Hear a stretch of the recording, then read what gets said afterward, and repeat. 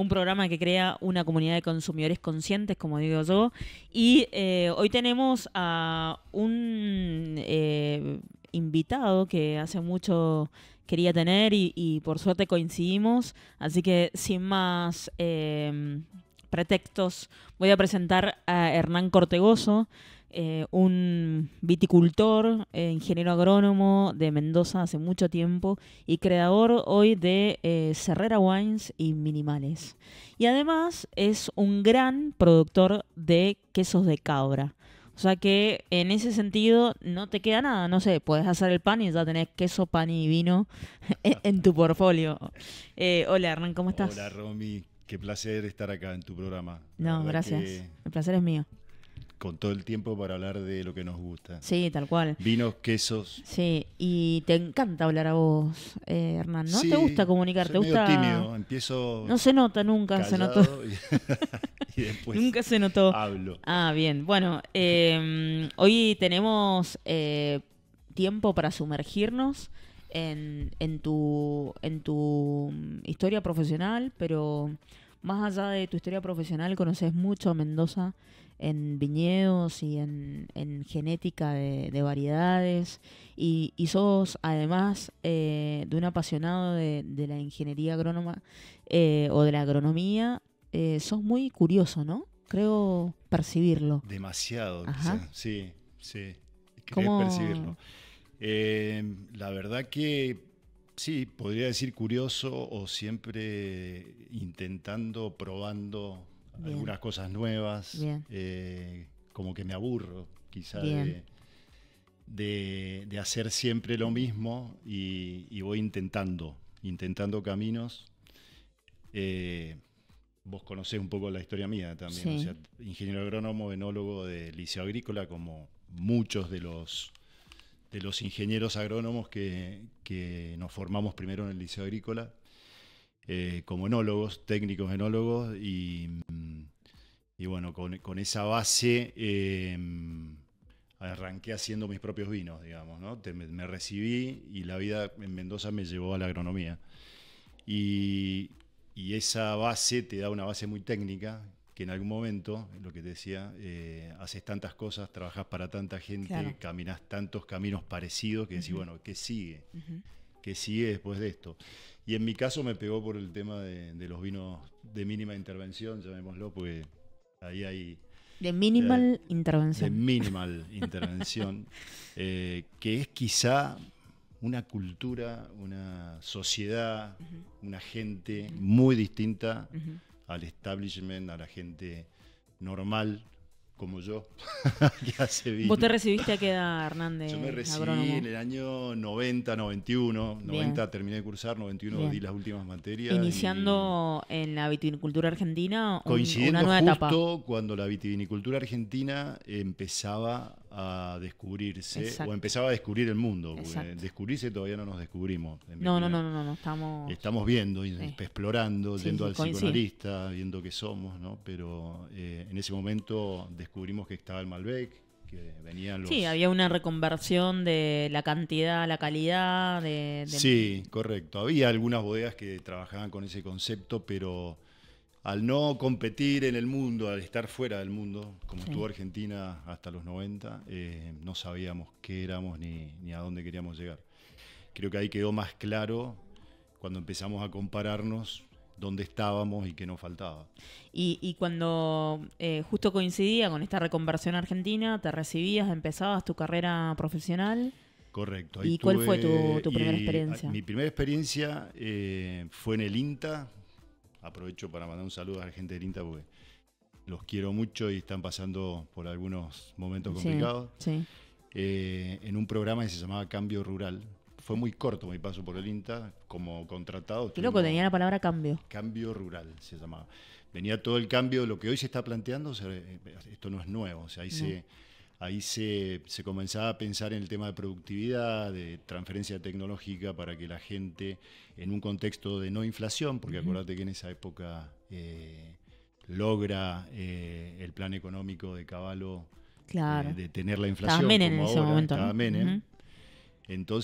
Como lo mismo que ahora, como Sí, tal teníamos cual. un dólar caro, o sea que Se En nos va realidad, 1-1. era un 1-1. 1-1. En realidad teníamos un país caro y un dólar que no Que no rendía valía. para exportar, entonces había que bajar costos. Y ahí se armó un equipo de agrónomos que íbamos al campo a tratar de dar herramientas a los productores para contener ese costo, para bajar tecnología, para bajar productividad. Ese fue mi primer trabajo corto y en el 93 ya entré a trabajar para echar Ajá. en Te Salta. fuiste a Salta. Así que esa fue mi primera experiencia como agrónomo de bodegas. Bueno, ¿no? De bodegas grandes me fui a vivir a Salta con mi esposa, con Verónica. Claro. Nos habíamos casado ese año, un año antes, en ese año. Y 93. 93 fuimos a hacer carrera voy a poner todo nuevo, a Salta. Así que Justo coincidía no digo loco porque nada es casualidad, pero en la reconversión argentina te fuiste a Salta, donde justamente Arnaldo B. Echard contrataba unos años antes a Michel Roland con la idea de poder construir su primer vino de exportación, donde empieza a evolucionar un poco la industria del vino hacia la calidad y hacia ser referentes en el mundo con algo que no sabíamos que podíamos hacerlo. Correcto. Tal cual lo describí. No sé si está escrito en algún lado, pero yo lo viví. Arnaldo había contactado a Michel porque él quería exportar y el importador que le había contactado en Estados Unidos le dijo, mira, el estilo que ustedes tienen no me sirve. Claro. Si querés entender qué estilo me sirve, te doy esta tarjeta y llama a este flaco. Y ese era Michel Roland. Así que dice que lo llamó y lo convenció para que se viniera a Salta. Claro, Michel Roland lo primero que conoció de Argentina fue Salta. Fue Salta. Y creo que ahí fue súper importante. Hoy venía pensando en eso, porque siempre me gusta la historia. Yo creo que él se ve inmerso en un terroir, en un territorio que está a 1800 metros de altura, sí, y encuentra lo que para un bordelés como es Michel era como la panacea, o sea, la capacidad o la posibilidad ilimitada de hacer estructura, claro. porque era color, era taninos, era tipicidad por el tema de la amplitud térmica. Yo creo que él se da cuenta muy armónico con lo que se hacía en Bordeaux también, o sea, estructura y demás, pero con mucha más, pero con mucho más potencial, mucho más desafío. Entonces, en Bordeaux. lo que allá costaba tanto que en realidad tenías que tener la ladera perfecta, Exacto. el suelo perfecto, Exacto. la variedad de 300 años adaptada a ese lugar. El clima, el suelo, la altitud de Cafayate te lo daba naturalmente a raudales. Así. Y Entonces, abundancia, ¿no? Y ahí eso empieza a formar parte de la identidad claro. de los vinos de Argentina. Claro. Estructura. Malbec, pero estructura. Uh-huh. No fue como decir, bueno, diversidad. Era un poco empezar a explorar qué límites teníamos en ese tipo de vinos. También eran los vinos que por ahí, qué sé yo, Wine Advocate con Parker pedían o puntuaban más, ¿no? En ese momento, si bien puntuaban de todos lados, pero esa región se caracterizaba por eso. Y estaba alineado Michel Roland en ese momento alineado, con Parker, entonces cual. era como tenía. Entonces, bueno, fue lo primero. Cuando de Cafayate vuelvo a Mendoza, ya todos teníamos en la cabeza el estándar de ese vino de mucha estructura, mucho color. Claro. Cómo se lograba con, bueno, la Malbec te lo permitía, obviamente una variedad que permitía sangrarse, también concentrarla en la bodega, si no tenías lo suficiente. Palabra hoy que poco se escucha, ¿viste? Sí, poco se escucha. Hoy se trata, creo que eso también es parte del aprendizaje, de no meter tanta mano y realmente respetar un poco más lo que viene del suelo, del viñedo, ¿no? Pero en ese momento era tratar de hacer el vino que te pedía el mercado y de tratar de hacer la fórmula. Así que así empezaron varios proyectos que fueron, en mi opinión, armando el estilo de Argentina. Podemos nombrar, bueno, Catena ya había empezado. Yo no sé si esa duda la tenía, quizá. Obviamente el Arnaldo B, como vos nombrás, se hacía de Yacochulla, que era a 2.000 metros de altura. Y yo creo que eso se empezó haciendo en el año, bueno, como Arnaldo B en el año 92, 93, fue el primer vino que hizo Michel. Pero la uva Sí, venía sí. no solo, Cafayate está a 1800 y eso venía de 2000 metros. En una oportunidad tuve la oportunidad de entrevistarlo a Michel Rodan y Sí. por eso la historia de... Él escribió un libro y sobre todo, viste, cuando investiga uno. Y en realidad él vino en el 89, llamado por Arnaldo B. Y claro, mucho tiempo después, un par de años después, nació Arnaldo B. Claro, él llega en el 89 y hasta que saca la primera botella Claro. deben haber pasado 2 o 3 años. Sí, sí, sí, sí. Y, o sea, él vos se da coincidiste cuenta con que eso. la uva, yo coincidí con eso, sí, con los primeros Arnaldo B. Y coincido también, o participo, si bien yo ya me había venido a Mendoza, en el momento en que Arnaldo se va o vende Char. directamente la bodega Ujú, y le propone a Michel asociarse en ujú, Yacochú. en Zacochuzo. Increíble Así el vino de que yo Zacochuzo. la verdad que tuve la suerte de tener cierta, muy buena relación con Arnaldo. Me hizo participar mucho de un montón de cosas. Arnaldo padre. Ajá. Después me hice muy amigo también de Arnaldito, de Marcos. Así que la historia de ellos, la verdad que es apasionante. También pensaba que... Súper apasionante. Sí, Sobre todo conocer, nos fuimos un poco, pero es sobre todo conocer la constitución de la región de Salta, correcto. donde las familias más fuertes de la región, dedicadas a la vitivinicultura, armaron la historia de la vitivinicultura de Salta, Sí, ¿no? sí, sí. Y de ahí todo lo que se empezó a conformar. Increíble. Medio, a ver, no quiero compararlo tanto, pero medio Borgoña, que empieza a tener como esa Sí. descendencia de familias a veces, Sí, y sí. no quiero decir que sea igual, porque de eso me lo... Lo increíble es que el lugar más chico, quizá, donde con buena viticultura, pero no era el lugar central, haya surgido una persona que se le ocurrió ser el primero en contratar un consultor Claro, para posicionar. visionario. Calculo que algunos habrán venido antes, pero de esa, no sé, de esa proyección, de esa fama como... Bueno, Alberto Antonini ya estaba acá, creo. No, él llega en el 93 a Argentina. Sí, el que llegó casi, y me parece un poco después, fue Hobbes, que Claro, lo es trae verdad, Catena. Paul Hobbs, sí. Lo trae Catena Sí, tal cual. y Catena, yo creo que hubo alguna conexión, porque muchos técnicos de acá asesoraban en Ujú, Cafayate ujú. o tenían Ujú. conexión.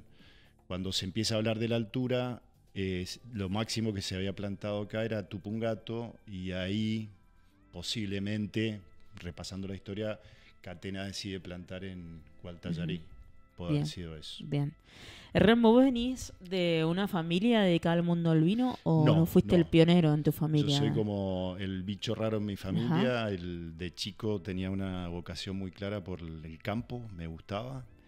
Me gustaba andar a caballo, Bien. disfrutaba de eso, así que creo que tenía 9 años, dije yo me voy a dedicar al campo. Bien. Me gustaban los bichos, por eso tengo cabras. Claro. Pero Acá se dice gran jugador de rugby. no, Comentan el... bueno, no tan grande. Me tuve que retirar muy temprano, tenía varias lesiones y aparte el estudio, era en la facultad de agronomía, Claro, no te dejaba, era todo el día, entonces no podías entrenar. Te absorbió. Pero sí, me apasiona. Volví como un revival hacia los 30 y pico de años para hacer unos 3 años más, que es donde conocí a chicos mucho más jóvenes que yo y jugué un tiempo, pero sí tengo muchos amigos de ahí. Bien, o sea que no venís de la... No vengo, me armé solo y Ajá. toda la vida cuando ya decidí que iba a estudiar agronomía, cuando nos recibimos en agronomía conocí a mi mujer, a Verónica. Bien. También es agrónomo. También es ingeniera agrónoma. Nos casamos, nos fuimos a Salta, volvimos y nos compramos. Bueno, ella tenía una pequeña finquita Ajá, en Lulunta, que esa también es la suerte Es que la tengo. que seguís conservando el día de hoy, ¿no? Exacto, tenemos esa que la plantamos nosotros. Ujú. Con variedades, ahí está, qué sé yo, variedades. En ese momento nadie tenía Tanat, Baco, Claro. variedades raras también, una colección, Ujú. más Malbec. Y nos compramos una finca en Pedriel, en la calle Cobos, que todavía no era la famosa calle Cobos. Claro. Creo que Catena hizo después, o inauguraba la bodega por ahí. Así que toda la vida vivimos metidos en la viña y nunca nos volvimos. Hoy tengo 4 hijas que algunas ya no ¿Todas están. mujeres son? Todas mujeres. Wow. Hacen Vos mujeres, conociste Hernán. dos, las Meyer. Yo conocí dos que, claro, vinieron juntas al mundo. O sea Y que hay una que es Francisca, que está en California haciendo temporada de bodega allá. Y tengo una hija, la más grande, se llama Amparo, es médica en Alemania. Esa nos superó todo. Mirá vos. Sí, Mirá. una crack. Fuiste padre joven. ¿Sos joven vos? No soy, parezco más joven quizás. Ah, qué bueno eso. El Es una virtud. El vino Claro, te claro. rejuvenece. A mí No, me da mucha pero curiosidad. Voy a cumplir 60 años este año. No, Sí, pareces. sí. No pareces. Así que no soy tan joven. Pero bueno, me siento bien. Te sentí joven, que está Disfrutando bien, la eso es vida. otra cosa. Vos sabés que, bueno, esta es una comunidad que le gusta empezar a conocer de los vinos orgánicos, biodinámicos y naturales desde lados de profesionales que se dedican mucho a eso. Cabe coincidir que yo veo hace bastante que los profesionales del mundo del vino, sea enólogo, ingeniero agrónomo, llegan a este sector, digamos, de la diversidad del mundo del vino con una historia recorrida muy interesante y que terminan desaprendiendo para volver a aprender. Es verdad. ¿Sí? Es verdad. ¿Te pasó? Lo Sí, hemos hablado en me varias pasó oportunidades. Y me está pasando. Y te sigue pasando. Ajá. Eh, ¿Qué es lo que vos lográs que también... Creo que es súper importante, más allá del momento, de esa Sí. polémica entre vinos naturales, que Sí, no. todo el mundo, algunas personas dicen todos los vinos son naturales. Quizá natural no sea la palabra más afortunada para nombrar a los vinos de mínima intervención, pero lo que sí es verdad que hubo un momento en donde esa excesiva manipulación, intervención sobre los vinos convencionales generó el efecto contrario, llamarle una contracultura, cultura inversa, un movimiento que dijo Flaco, y eso nace en movimiento. Francia, dijo, ¿sabes qué? En los 80. Prefiero tomarme un vino hecho mierda que seguir, primero todos vinos parecidos, todos vinos iguales, todos para puntuar en los mismos sitios, Críticos. con los mismos críticos, que hoy se mantiene un poco eso, Sí. pero gente que dijo, me salgo de eso y empiezo a desaprender, como decimos, a ver cómo se hacía antes, cómo puedo hacer para tener algo más real. Yo obviamente que trato de compatibilizar las dos cosas, pero esto me pasó con lo que dijiste vos. Nosotros tenemos una finca en Tupungato que proveemos de uva a muchos proyectos. Y ¿En qué parte de Tupungato está? Está muy cerca del centro, se llama Campo Vidal. Campo Vidal es como una comarca, un reducto que está al límite oeste, es la ruta que va a Salento, en la de Gualtallarí, Sí. y el límite este es el corredor productivo que Bien. le llaman, el que sale a Alco, el que sale a Aguamarga. Sí, o sea, sí. así que está, y la finca nuestra está muy cerca de la villa, así que nos queda céntrica, digamos. Pero ese lugar tiene, si bien no tiene, es distinto el suelo a Gualtallarí, tiene casi el mismo clima, y eso te permite tener uvas que tienen mucha personalidad, como todas o muchas o casi todas de las uvas del Valle de Uco, ¿no? Claro. Cuando hablas de personalidad, son temperaturas y amplitudes térmicas que te resaltan la tipicidad, te dan color, si tenés buen manejo te dan concentración. Entonces, bueno, además producimos orgánico, que es una tendencia también que está creciendo. ¿Y fuiste uno de los primeros productores? No te digo el primero, pero uno de los primeros productores. Yo me acuerdo, no te conocía, Hernán, y era, ¿de dónde es la uva? De Hernán Cortegoso. ¿Y de dónde es la uva? De Hernán Cortegoso. Y todo lo que ponían en valor era la calidad de la uva, Sí, obviamente el buen manejo de la agronomía y la coherencia de la uva con el manejo del viñedo. Sí. Entonces sabía que tenían trazabilidad en esa uva. Sí. ¿Cómo fue también esa decisión de hacerlo orgánico? ¿Por una cuestión...? Fue por una cuestión... nosotros teníamos mucha relación con Juan Busquet, y él fue uno de los primeros en empezar Sí, tal cual, en a Valle de ser Uco. el padre de Anne y el Sí. suegro de la vid. Empezaron trabajando juntos como familia y encontraron la posibilidad de diferenciarse con vinos argentinos orgánicos. Claro, es mayor exportador de vinos orgánicos en la Y Argentina. nosotros ya en ese momento éramos proveedores de él, así que fuimos como en el mismo tren con ellos, como proveedores primero. Nosotros teníamos de Cerrera, la fundamos en el año 2000 con Andy Beutín y con Víctor Ramonda. Es mi marca y mi bodega. Pero compramos la finca de Tupungato en el 2005 y era muy grande esa finca, así que parte de la uva venía a los vinos nuestros, pero mucho vendíamos. Claro. Y esa primera alianza fue con Busquet, que empezaron con lo orgánico. Juan no empezó con lo orgánico, pero rápidamente se pasó a orgánico. Y bueno, de ahí, cuando arranca la gente que se va a vivir a Gualtallarí con sus proyectos, nosotros ya éramos conocidos como proveedores de uva. Orgánica. Entonces, orgánica. Entonces, claro. los chicos que estaban con naturales, una de las condiciones es que sea uva orgánica. Entonces, ahí ya empecé a tener mucha relación. Dentro de los que más amigo me hice fue con Paul Landnes, y con él arranqué, la verdad que un tipo súper interesante, que hace vinos en Europa, hace vinos acá. Con él arrancamos. Un poco para poner en contexto también al que no conoce a Paul, hemos hablado de muchos nombres, digamos, quizás algunos más conocidos, otros que no. Esta es una industria que medio también está en el underground de la información, ¿no? Y que bueno, lo que estamos, nos conocemos y tenemos info, pero Paul Andes yo lo conocí hace muchos años atrás. Él empezó trabajando en el Valle de Uco con su proyecto personal y también ayudaba y trabajaba junto con toda la familia Michelini. Y Paul tenía esa característica que sabías de los vinos naturales de una forma que yo en ese momento no había nadie que podía saber de eso, ¿no? Cual.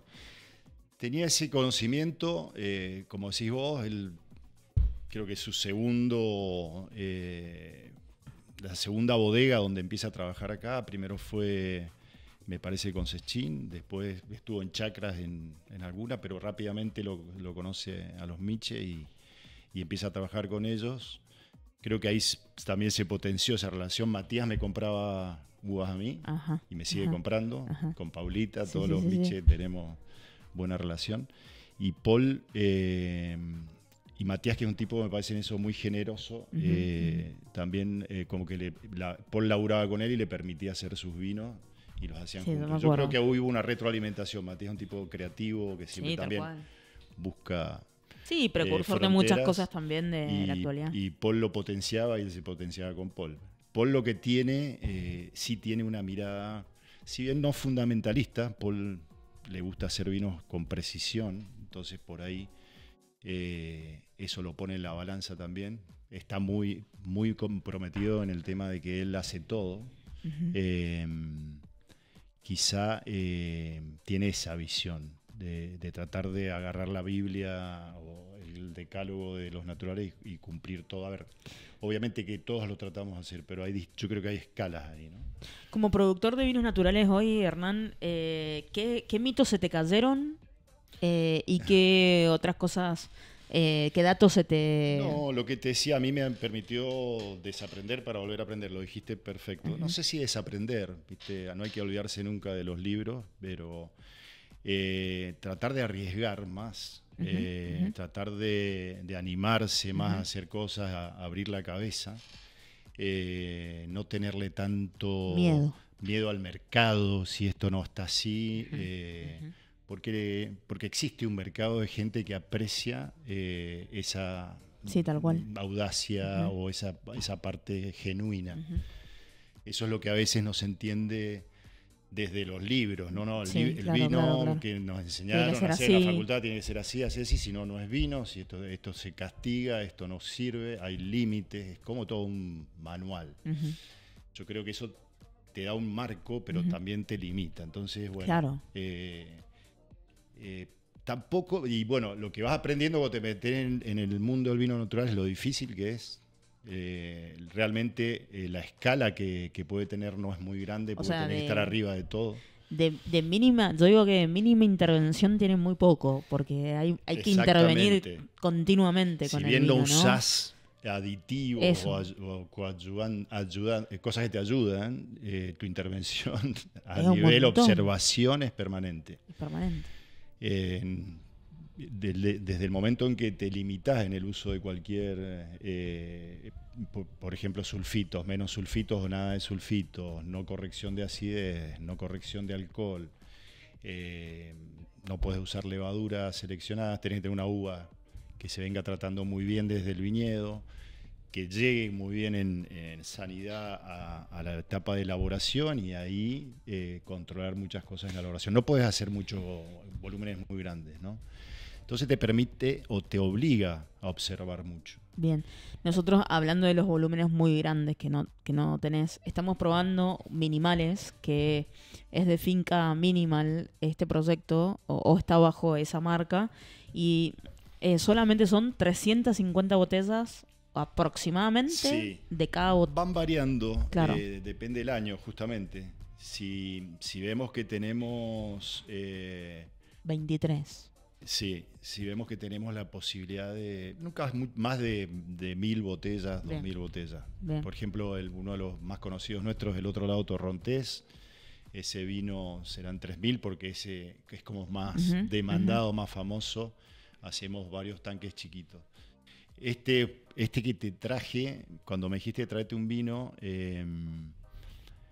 tenemos varios... Tenemos distintas variedades, pero el que mejor puede representar lo que estamos hablando puede ser esta variedad. Bueno, ¿Qué es un Baco? Un Baco, o sea, una variedad muy poco difundida. Baco Noir es una variedad híbrida. Nadie casi lo conoce. No, yo creo que si vos te pones a buscarlo hoy en Mendoza, Libros, nadie lo tiene. Es una variedad bastante difundida en el este de Estados Unidos y en Canadá. Pero ¿qué tiene como variedad que identifica o representa al mundo de naturales? ¿Por qué lo tenemos acá, perdón, Hernán?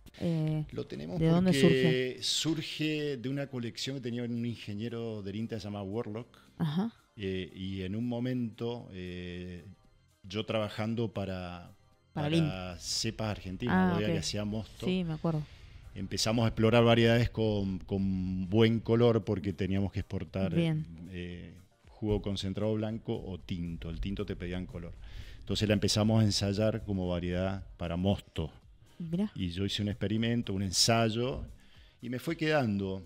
Cuando ya no trabajé más para esa empresa, ese ensayo estaba en una de las fincas mías, que tenía ahí la base de colección, y yo lo mandaba como generalmente en el corte de algunas variedades para algunos de mis vinos.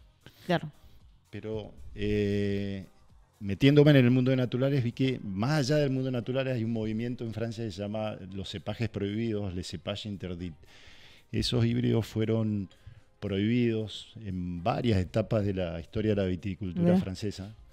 Se crean en fines del siglo XIX, 1890 a 1900.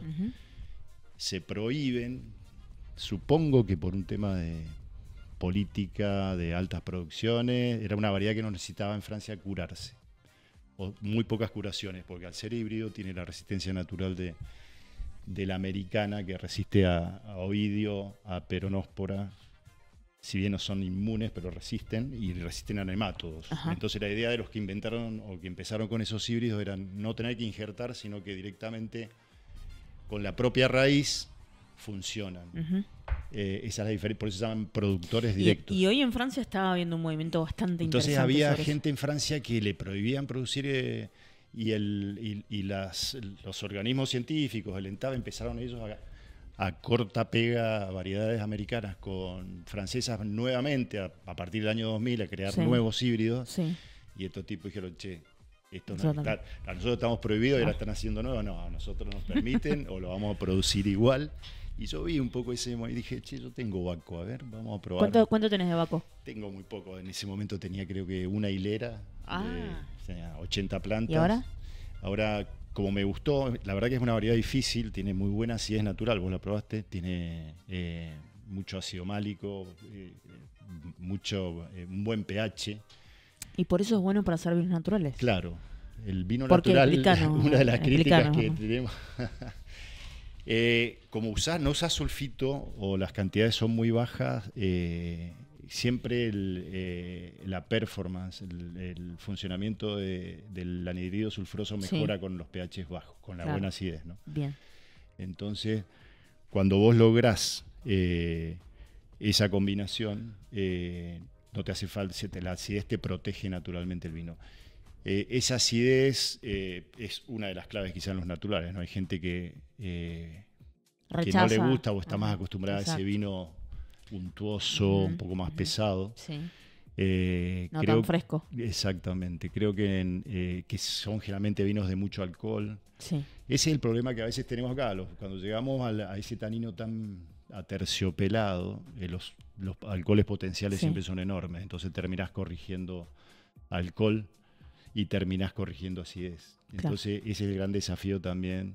Y lo que te hace pensar mucho en ese balance. Che, vos decías, ya no se sangra tanto, porque ya tampoco pretendemos llegar o pulir el tanino en la uva antes de fermentar, sino que tratamos de trabajar un poco más con cabeza, a ver si no hay que hacer una extracción tan potente, si tenés un poco menos de alcohol, si tenés otro tipo de crianza, otro balance, quizá no te haga falta todo eso, o toda esa madurez polifenólica que estás buscando como ingeniero agrónomo siempre en el viñedo.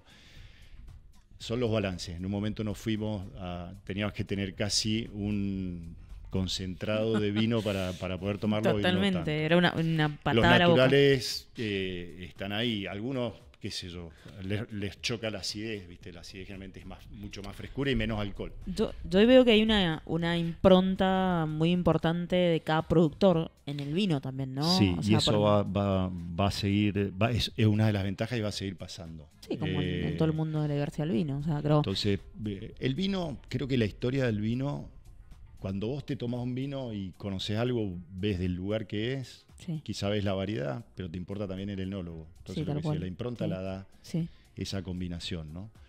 Creo que el vino natural necesita esos tres condimentos. O sea, vos vas a hacer un vino de muy poco volumen, entonces buscas el lugar que te gusta, por alguna razón histórica, geográfica, tiene que decir algo. La variedad también, en este caso, por eso te decía, este tabaco tiene todos los condimentos. Yo lo planté, la historia que tengo lo planté para otra cosa, muy poquito, y cuando cambia el mundo del vino, la encuentro como una posibilidad para expresarme. ¿Qué pasa si hago un vino con esto que estaba vedado, que no es conocido, que lo están empezando a usar algunos rebeldes viticultores de otros lugares como contestación a los nuevos híbridos que se están largando con manipulación genética? Esto se lograba naturalmente, eran cruzamientos, si bien dirigidos, pero era como el Cabernet Sauvignon, que es un cruzamiento natural entre dos variedades conocidas. ¿Viste? Esto era eso. Porque yo he sentido, hace poco estuve en Brasil, en Naturevas, y probé un productor de vino francés que tiene variedades piwis, se les llama, que son variedades resistentes. Exacto. Y que hoy están inscriptas. Ajá, hoy están inscriptas. Y si bien me imagino que no entras en la DOC, ¿viste? No entras, no les interesa tampoco. Tampoco les interesa entrar. No. Pero tienen una diversidad de vinos interesantísima. Es curioso, yo creo que hoy, yo te decía cuando charlábamos antes del programa, no sé si, es una variedad que el INB la tiene inscripta, pero no sé si son tan pocas producciones que no pasa nada. No nos vea el INB. Pero el otro día estuve hablando, antes de que también le mando un saludo a la gente del INB, porque la verdad que hay cosas que no me cierran en las últimas decisiones que se han tomado, y me parece que hace un trabajo importante también, más allá de que todo hay que revisarlo y hay que optimizarlo, ¿no? Pero bueno, la verdad que ese trabajo que hace el INB de escribir variedades, de certificar, si no lo hacen ellos, a alguien en afuera te lo exigen también. Entonces, sí, creo que en algunas cosas yo no soy productora literal, pero a ver, creo que también tengo algo de discrepancias en la parte más retrógrado de esta institución, que hace que hoy la diversidad crea estas variedades. Poner, no sé, en un vino naranjo, poner en la contraetiqueta por obligación y por ley vino rosado, porque no existe un vino naranjo, porque el Petnat tenés que poner vino frisante porque Petnat no existe en el NB. Sí. Son cosas por ahí medio, digo, Sí. retrógradas porque Sí, confunde al consumidor. La industria y los productores siempre dan adelante las leyes, ¿viste? Entonces, realmente, si esos organismos se toman un tiempo razonable para ir adaptando la legislación a la realidad, no solo nuestra realidad, sino también la realidad del mundo, yo creo que no sería tan problemático o existirían estas polémicas, ¿no? No, aparte te estoy hablando de vino naranjo y Petnat, que son ancestrales. Sí. O sea, sí, no te estoy diciendo una tendencia. Sí, por eso hoy el director es Carlos Ticio. Yo creo que el trabajo de él, que es un tipo que ha estado en la actividad privada toda la vida, era un poco ir ayornando esas cosas. No sé si va a tener tiempo. Bien. Ojalá que Carlos tenga. En Nariz este vino a mí me parece totalmente, digamos, es una intensidad aromática increíble, cosas que como no tenemos como referencia, no he probado otro Bacos o otro Baco, lo que hace es que me sea sumamente particular y complejo, ¿no? Sí. Como que no sé para dónde ir, tiene como algo de especies, pero también hay como algo muy, como una fruta, quizás hasta la pasa, no tanto fresca. Entonces, esta partida, que son muy pocas botellas, es la expresión de la uva y una enología minimalista o mínima. Y estás sintiendo lo que la variedad en el suelo y el clima de Lulunta te da, que es lo que estás percibiendo acá. Es un cruzamiento entre la brusca por vinífera, en donde François Bacot, que es el creador de esta variedad, lo que hace es tratar de elegir entre la descendencia esas pequeñas cepas juveniles, que es lo que tenés que hacer cuando en ese momento se hacía genética, sembrás la semillita y esperás 4 años hasta que empiece a producir. Cuando empieza a producir, el tipo elige lo que menos carácter americano tenía, porque en ese momento lo que se buscaba era eliminar ese foxy que hablaban los... Y en esta variedad el tipo encuentra ese equilibrio que decís vos. Hay algo particular, hay ahumados, hay especiados, hay algo de fruta, pero no está el evidente framboise o esa cosa más de las americanas como la Concord o la Isabela, ¿no?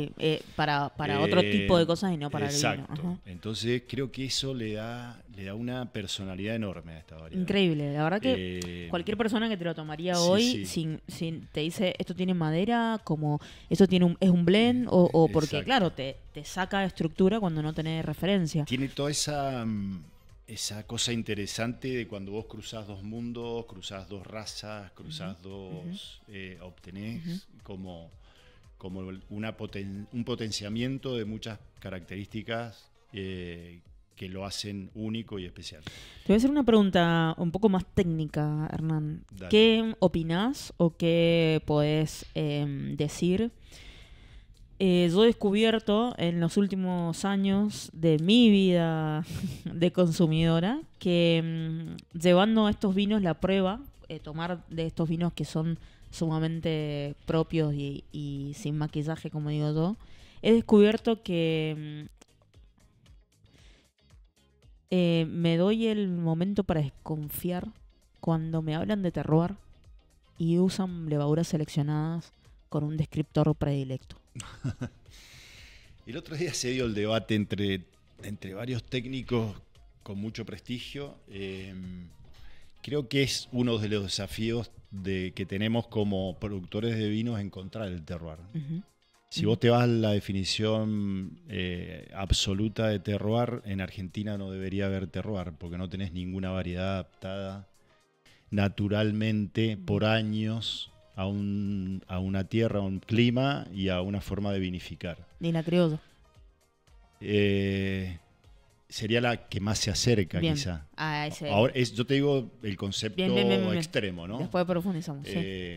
Jamás un Cabernet Sauvignon o un Merlot o un Sauvignon Blanc podría decir que produce un vino de terroir cuando son variedades que se adaptaron a otros lugares y nosotros las agarramos para... Creo que son las que menos, si vamos al concepto extremo de terroir. Hay variedades que tienen licencia para mí. Bien. La Malbec nuestra no es la misma Malbec que Del la sudeste de que Francia. quedó en el sudeste de Francia. Porque se trajo cuando después allá desaparecieron la mayoría de los Malbec. Y tiene un proceso largo de adaptación. Por eso creo que como variedad podría ser un elemento del terroir que lo podríamos aceptar. Bien. Ahora, ¿dónde? En Pedriel, donde se plantó originalmente, había más cantidad, o en Gualtallarí. Donde están las variedades más antiguas de Malbec. Exacto. Entonces, si vamos de nuevo al concepto puro de terroir, no sé, a lo mejor en Pedriel, y ahí me tiro una para... Yo tengo en Pedriel, Claro. pero tienen muchos más años que hoy en Gualtallarí. Sí, tal cual. Entonces, o en Altamira, entonces podemos hablar sí de vinos de comarca, pero creo que tampoco es súper necesario hablar de terroir. Terroir es un término que le robamos un poco a los franceses. Me gusta, ¿no? tu visión. Y si seguimos con elementos del terroir, bueno, vos deberías tener también una forma de vinificar clara. Qué sé yo, ¿viste? Lo que hablábamos, Bordeaux es estructura, pero Borgoña es elegancia y menos extracción. A veces racimo entero, porque tenés variedades como la Pinot que no tienen tanto tanino y tenés que darle un poco más. Eso es parte de esa cultura que el hombre adiciona al terroir. O sea, ¿no? aparte está definido, ¿viste? Borgoña no hace Cabernet Sauvignon. Exacto. Nosotros queremos hacer terroir en todos lados con cualquier variedad. Claro. Eso es raro. Bien. O sea, tendríamos que aprender y ser más coherentes con eso. Bien. Y bueno, otro de los elementos para mí también es la levadura. O sea, la levadura es la parte microbiológica. La parte microbiológica es esencial en el suelo, entonces estos manejos regenerativos, biodinámicos, amigables con el suelo, generan terroir, porque te genera un ADN de suelo irrepetible, propio del lugar.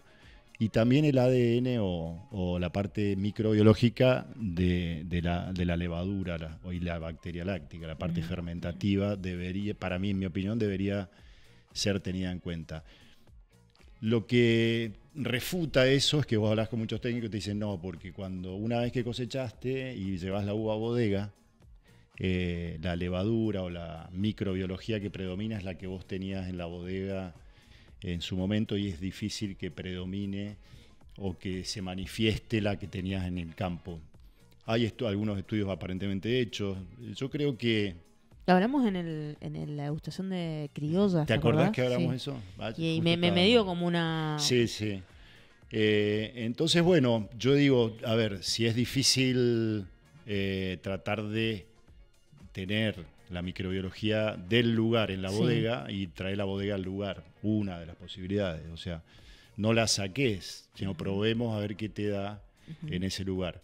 Si esa microbiología está contaminada con bodegas cercanas, también puede ser una opción. Entonces, a lo mejor hay que ver de qué forma podés trabajar. Por eso digo la observación, la experimentación, para tratar de generar una microbiología propia de ese lugar y que eso te dé cierta expresión. Cuando vos matás todo lo que traes del terroir microbiológicamente, agregando sulfito y después sembras otra cosa, estás agregando algo externo.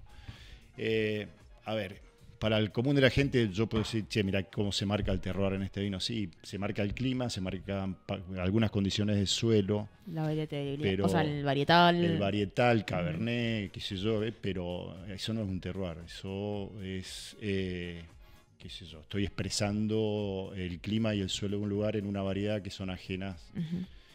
Pero bueno, nos sirve.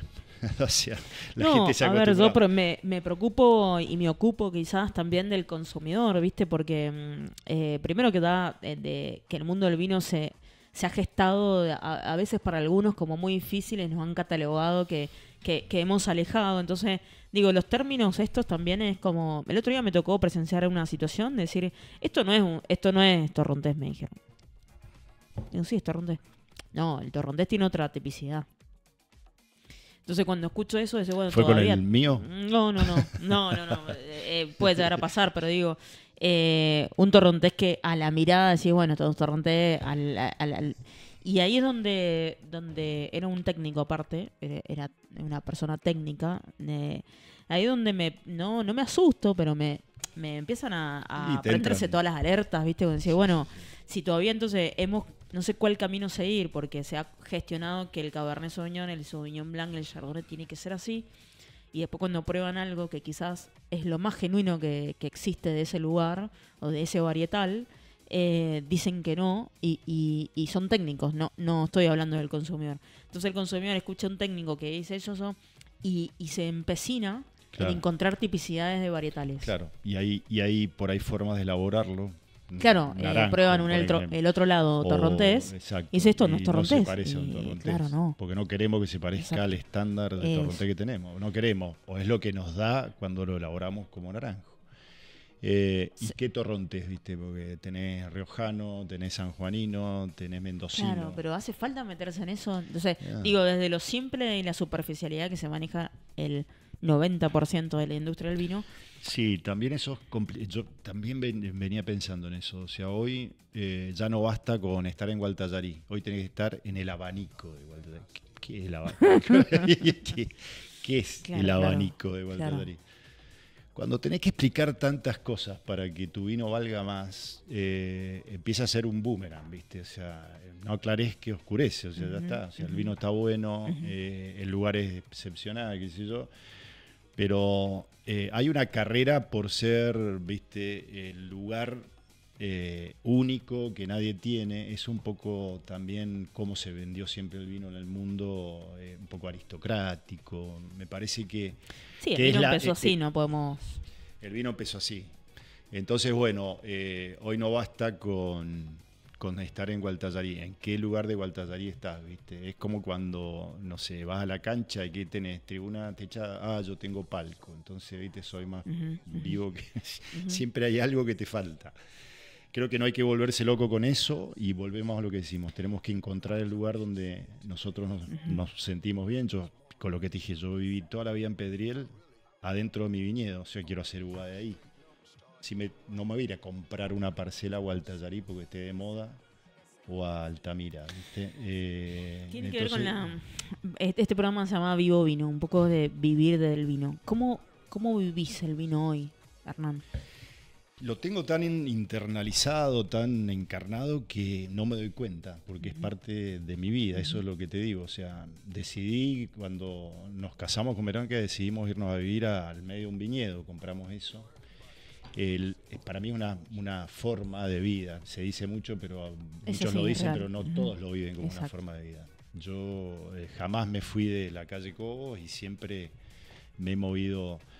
Entonces lo vivo como eso. O sea, hoy quizá todos queremos, obviamente, poder vivir bien de lo que hacemos, pero bueno, tampoco es lo fundamental. Para mí es la decisión de seguir en el mundo del vino por una decisión personal de hacer lo que me gusta y disfrutar la vida, llamarlo así.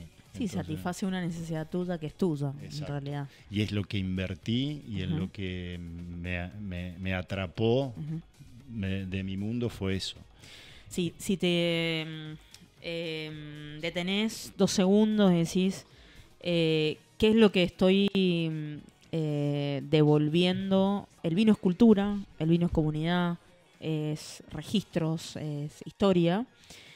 Hoy vos estás haciendo historia de la vitivinicultura argentina y pertenecés y sumás. ¿Qué estás creando para poder aportar a la industria y que quede? Porque yo sé que estás en una comunidad, en la calle Cobos, sí, donde tenés un proyecto y la intención de ese proyecto para la comunidad, ¿cuál sería la suma de beneficios? Hay una suma, sí, somos varios productores, hay grandes y chicos, pero los que por afinidad nos juntamos generalmente somos un poco más chicos. Más chicos. Creo que una tarea pendiente, no sé si lo estamos logrando, y que nos planteamos justamente lo que te digo, es quizá revalorizar el lugar, o sea, entenderlo más. Creo que eso sí se hizo bien en algunos lugares, que quizá eran más vírgenes, pero entender bien qué representa o qué debería representar tu propio lugar, claro, cuando hablamos de identidad de terroir. eso es Pedriel. Y no solo Pedriel, es Pedriel Alto. Ponele. Claro. Entonces hemos juntado con algunos amigos, con qué sé yo, Giuseppe, que vos lo conocés, y hemos hablado, che, hay que empezar a armar nuestro propio El mapa. Charlie está ahí. Está el Charlie, está, bueno, Matervini, Claro. esa zona es Sí, sí, Matervini, sí. Achával, nosotros, o sea, es súper interesante. Ujú. Y quizá, y ahí viene un poco la paradoja de lo que charlamos, quizá dar demasiada información a veces te cansa, pero no conocerlo bien y no comunicarlo te juega en contra. Entonces, bueno, más allá, hay mucha gente que ha trabajado, por ejemplo, en forma excelente con la DOC de Luján de Cuyo, pero es como muy amplio, ¿entendés? ¿No? Entonces creo que tenemos que ir al verdadero lugar o terroir, que es cada uno que se ocupe de su zona un poquito más, de entenderla y saber comunicarla. Puede ser. Entenderla y comunicarla, no decir que es mejor o peor, me parece, o no ponerla de moda para que ese sea el vino que todos los críticos quieren puntuar como el mejor, sino entender qué te da esa zona. Esa sería una. Y lo que estoy, quizá inconscientemente o no, tratando de dejar un poco, es quizá, que no me lo propongo, pero quizás sí. ¿Te salió? Soy un flaco que hacía vinos convencionales y ahora está tratando de hacer vinos naturales de mínima intervención, entendiendo los dos mundos, ¿viste? Entonces, creo que ahí hay un trabajo. Lo que vos dijiste al principio, por un lado, los de convencionales realmente tenemos que hacer vinos más reales, por lo menos si los comunicamos como reales, que sean reales. O realmente comunicar lo que son. Y por ahí como ese enojo de la gente de naturales, en decir no se puede hacer eso, y decir, bueno, tratemos de hacer buenos vinos también. Porque nuestro mundo, nuestro ámbito acepta algunos vinos que no son perfectos del todo, pero bueno, la intención es ajustar la sintonía hasta hacer esos vinos. Y al final de todo, al fin y al cabo, el resultado de tu trabajo se ve en esto. Exactamente. Sí, o sea, sí, ese es el resultado, es, no sé, es la radiografía de lo que hiciste, es la impronta. Hoy todos los vinos de minimales, contanos, tenés Baco, tenés y vos fíjate, Tabaco. Este es el número 7. Claro. Entonces, y yo cuando me acuerdo que cuando salió eran 3. Vos conociste, claro, Era salió el Sauvignon Blanc es el 1, el Moscatel Criolla es el 2, el 3 es era el Tanat. El Tanat el 3, perdón, el 3 es el Moscatel Criolla, el 2 era el Tanat. Ajá. Esos 3 eran. Sí. No sé qué era. El Mil Flores, el 4, que es un Flores, blend. Esa es la colección que te decía que tengo ahí en Lulunta. Entonces, increíble. Vinificábamos como una... O sea, tenés ahí Mil Flores 4. ¿El 5? El 5 es un Pinot Noir, un material que me traje de Borgoña. No digamos nada porque me lo traje y es... Re legal te lo trajiste vos. Sí, eran 2 yemas. 6. El 6 es el Infinito, que es un semillón. Ajá. Es buenísimo. Ahí ves cómo se gestan. Y el problema cuando empezás a hacer naturales, nunca terminás de deshacerte de cosas difíciles. Yo tenía un semillón que ya no producía nada en Tupungato. Arranqué casi todo y cuando me faltaban 7 hileras digo, esto lo dejo, estoy a hacer un vino. Y estoy haciendo un semillón de unas cepas muy viejas que son de Tupungato. Para mí el semillón es una parte importante. El 7 es el Baco, el bendito Baco. El Baco tiene una historia increíble porque, a ver, me encanta el tema de la sincronicidad y de las cosas. Bueno, Baco es el dios del vino romano, pero es Dioniso, que es el dios del vino. Y a partir de esa variedad, que nunca, mirá lo que es la sincronicidad, o las cosas que te llevan a otra, digo, a ver... voy a empezar me encantaría conocer de la mitología de Baco. Y me empecé a meter en... Aparte un mundo ese, Sí, es un mundo increíble, entonces empezás a atar muchos cabos con lo que pasa hoy, ¿no? Así que siempre le decía a los chicos, vamos a hacer una presentación, porque aparte de Dioniso, Baco no es solo el dios del vino, es el dios del teatro, entonces esto lo tiene que presentar un actor. Ah, mirá. Haciendo de no sé, o de sommelier, una cosa así. Así que estábamos con los chicos que, bueno, minimales, déjame pasar el chivo. No, tenés que hacerlo. Estos vinos se venden casi exclusivamente en el en restaurante que tenemos ahí en Pedriel. Es un restaurante que creamos con Luciano Rudman, que es muy conocido en el mundo de la gastronomía, con el Charlie Torres y el ruso, que son dos cracks. Empezamos antes de la pandemia con el ruso y el Charlie. De acuerdo. La pandemia nos paró un poco el proyecto y después lo retomamos cuando se alinearon los planetas. Ellos trabajaron en una bodega conocida hasta el 23. Ajá. Y dijimos, bueno, ahora tengo la chance de volver a armar el restaurante en mi casa, en mi viñedo. Y justo yo estaba con los minimales y se dio todo, bueno, tengamos un restaurante con vinos naturales o enfocado en eso. Y armamos toda la gastronomía y toda la oferta de vinos relacionada con eso. ¿Vos ahí tenés las cabras? Ahí yo siempre tuve con Verónica las cabras, siempre hicimos... Siempre, desde el año 2011 creo que tenemos cabra, hace bastante. Nos gustan los bichos, tenemos 10 perros, cabras, gatos, tenemos caballos, tenemos todo, un zoológico. Y por suerte haces solo queso de las cabras, pues y empezamos a hacer queso, a mí me apasiona el tema de... Aparte tiene... Antes de hacer naturales, que me daba también expansión en cuanto a abrir cabeza, el tema de quesos también tiene mucha relación con terroir, el tipo de leche, la tipicidad, cultura, la forma de elaborarlo, un montón de cosas, las fermentaciones, usamos lácticas, bacterias, la microbiología, todo que ver. Entonces, es como que amplías tu mirada, tu foco. Me encantaba ese tema. Y bueno, y se adapta perfectamente a un producto de la degustación que podés maridar. O sea que ahí en Finca Minimal podemos probar todos los vinos de minimales. Podés probar minimales, podés probar Serrera también. Probar Serrera. Y ahora estamos hablando con un par de amigos que elaboran uvas de mi finca para tener los vinos de ellos también. Entonces vos vas a decir, hablabas de Cortegoso con sus vinos y los de sus amigos. Un joint venture de Cortegoso. sí. Entonces, qué sé yo, por ahí van a estar los vinos del Mati Michelini. Estamos haciendo un vino con el Giuseppe, que es un Nebbiolo.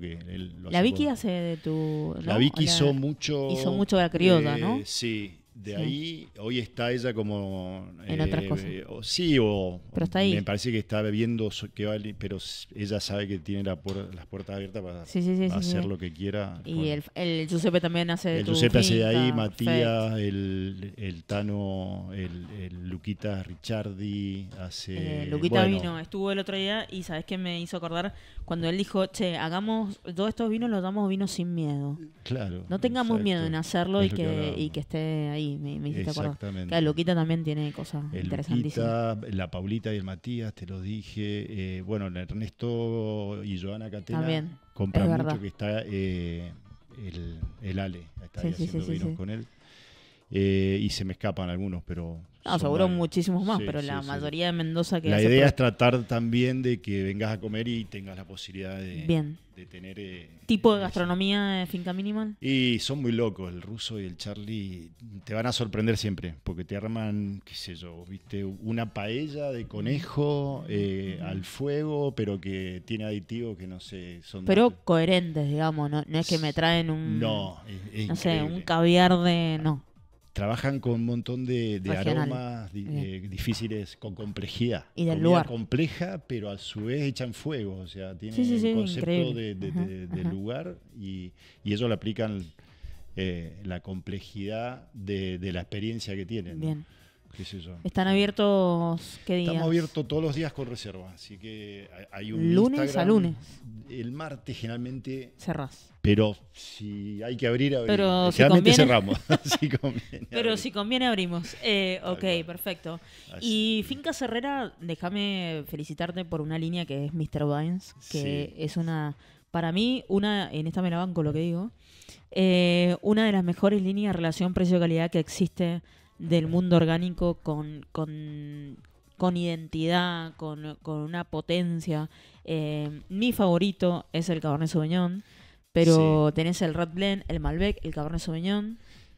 Y con etiquetas de Federica, del Olmo que son increíbles. La verdad que es una de las líneas dentro, o sea, es nuestra línea orgánica certificada, pero viste que orgánico se acerca un poco más a un vino normal, convencional. Una línea que tiene muchísimo potencial, lo que decís vos. La tratamos de hacer en un estilo de concentración media, un vino que no sea el típico vino que hablamos de demasiada estructura, sino que sea un vino fresco. Pero le gusta a todos. Con poca intervención y que vos puedas abrir una botella y te la tomes con una comida o sin una comida. Sí. Tiene esas etiquetas que son increíbles con los dibujos de... Esa etiqueta, que era un cuadro que hizo Federica, disparó la idea de hacer esa línea, porque era tan lindo el cuadro que dijimos, bueno, la verdad que está para una etiqueta. Y ahí arrancamos con el Red Blend, después le sumamos el Malbec y el Cabernet. Siempre fue un cofermentado de Tupungato y después lo empezamos a hacer separado. Blanco no hay Vamos producción. a meter, algo... Quiero hacer algo. Tenemos, en general los blancos están yendo a minimales, porque ahí tenemos Semillón, Sauvignon, Torrontés. Pero esa línea amerita un blanco y lo vamos a hacer. Está muy bien esa línea. Bueno, Hernán, ¿cómo te has sentido?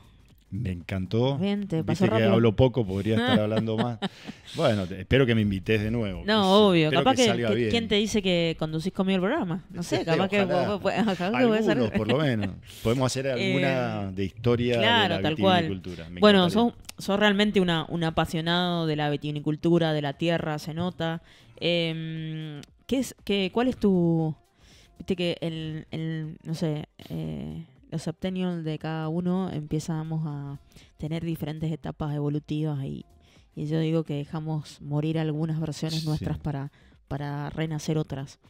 En ese momento de la vida, ¿qué etapa evolutiva está Hernán y qué es lo que quiere en el corto plazo poder cumplir? Qué pregunta. Obviamente que es lo que decís vos, hay cosas que ya las dejamos ir, muchísimas cosas. Creo que estoy en una etapa, desde pasar a la gente de mi edad, quizás más de reflexionar más, ¿no? De mirar un poco y hacer un balance a veces de lo que uno ha hecho, tratando de tener siempre proyectos adelante. Y específicamente, si me decís relacionado a mi profesión, eso, de ser más liviano con todo. O sea, no quiero lidiar con cosas que no me gustan. Entonces trato de quedarme con lo que me gusta. Muy metido en mis fincas, porque creo que el vino se hace en las fincas, entonces entendiéndolas, estoy replantando, rescatando variedades que las tenía medio abandonadas, eligiendo, pensando. Esas son 3 pequeñas fincas, no pequeñas, unas grandes, pero 3 lugares que quiero saber exactamente lo que quiero hacer. Ya decir, bueno, esto es lo que el lugar es y lo que yo quiero hacer respecto al vino, ¿no? Dejar que fluya, o sea, no forzar cosas, ¿viste? En un momento estamos todos desesperados por vender, por tener los puntos, porque hoy, o sea... serás lo que debas ser y si no, no serás nada. Claro. O sea, déjame servirte. Dale, entenderse uno mismo, creo que si a esta altura no lograste entender quién sos y quién no sos, es complicado. Entonces, creo que también estoy en esa búsqueda, es decir, esto es lo que quiero ser o lo que puedo ser y lo que no puedo ser no lo soy, punto. Entonces eso es súper importante, es medio filosófica la charla. No, pero es por ahí en realidad, porque hay que saber ser, ¿viste? Exacto. Y hay que saber para saber hacer. Exactamente. Entonces eso creo que es un camino consecutivo. Que si uno lo... Nos cuesta un montón, pero... Nos cuesta mucho, pero creo que si uno entendiera bien quién es desde muy temprano y quién no es, se ahorraría muchos quilombos y dolores de cabeza. Pero bueno, es parte de la vida también aprender de lo que nos equivocamos. Por lo menos en algún momento tenés que aprender a que eso es importante. Tal cual.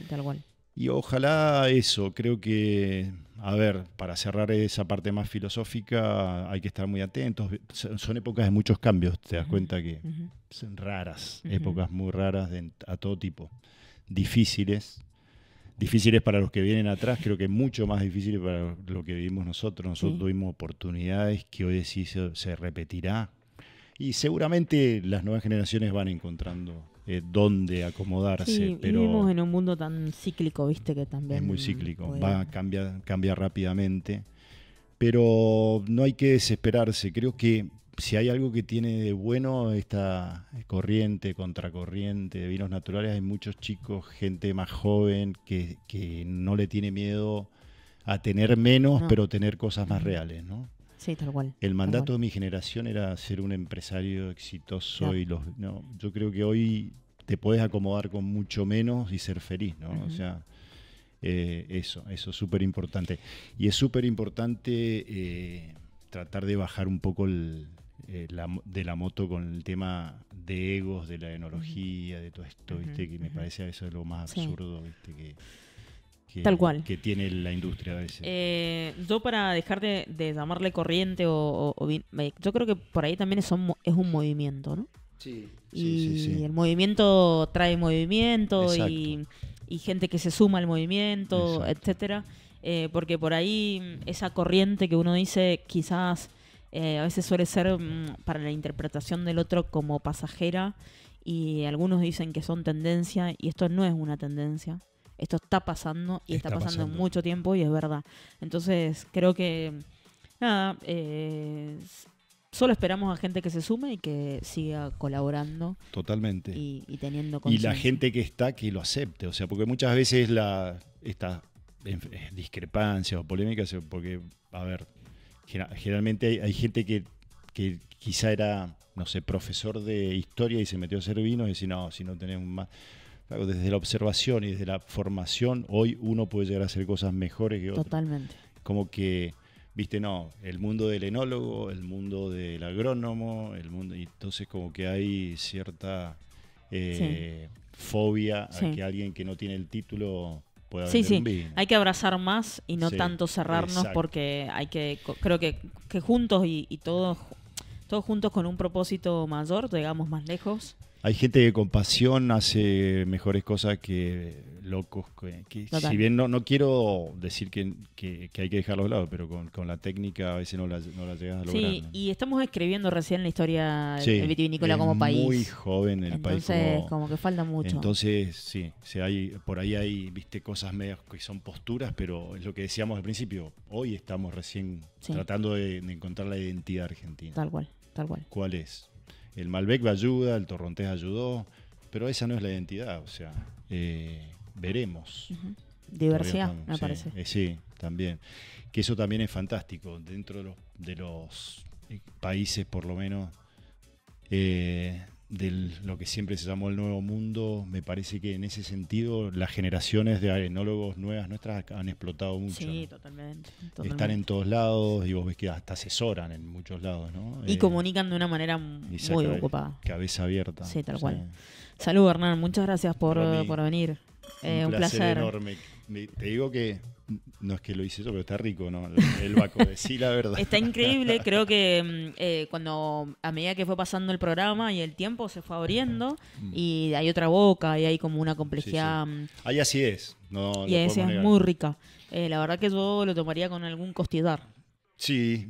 Para ¿Por mí, qué no? si sos vegetariano, podés ponerlo con una pasta rellena en algo que tenga esa grasitud y que haya complejidad también en la cocción. Ahí me das clases, ¿no? De acá a la China. No, pero eso lo digo para que no se pierdan de probar estos vinos que realmente son muy poquitos y vivir la experiencia minimal.